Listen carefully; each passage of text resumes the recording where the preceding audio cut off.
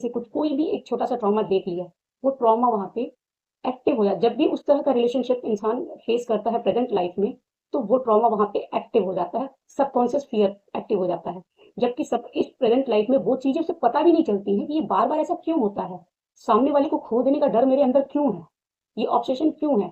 जबकि उसे पता है कि हाँ, सामने वाला व्यक्ति मेरे ही साथ है और उसे खो देने का अचानक से डर क्यों? किस तरह हम लोग कहते हैं कि ये नेगेटिविटी है, ऑब्सेशन है। ये ऑब्सेशन है, लेकिन ये ऑब्सेशन आया क्यों? इसके पीछे का रीज़न आपको निकल के आता है जब हम लोग पास्ट लाइफ वगैरह की चीज़ें देखते हैं तो समझ में आता है कि कोई इस तरह का ट्रॉमा इस सोल ने कभी किसी लाइफ टाइम में फेस किया था, जिसकी वजह से उसके अंदर ये ट्रॉमा है।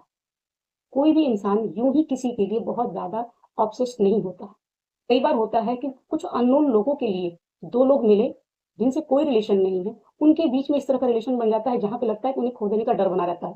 या कई बार होता है ये केवल एक खो देने का डर ही ट्रिगर नहीं होता है, इसके साथ कुछ और भी चीज़ें ट्रिगर होती हैं कि अगर एक इंसान एक लाइफ टाइम में कभी अपने पार्टनर को खो चुका या कभी होता है कि दो लोगों के बीच में तीसरा कोई व्यक्ति आ गया, ये भी हो जाता है कि फैमिली वाले बीच में आ गए जिन्होंने अलग कर दिया है। इस तरह की बहुत सारी चीज़ें होती हैं।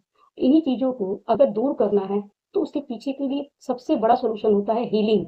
जब हम खुद की हीलिंग हीलिंग का मतलब ये है कि अच्छा यहाँ चोट लगी है, तो ये चोट लगी है, ये किस टाइप की चोट है और बार-बार यहीं पे दर्द क्यों होता है?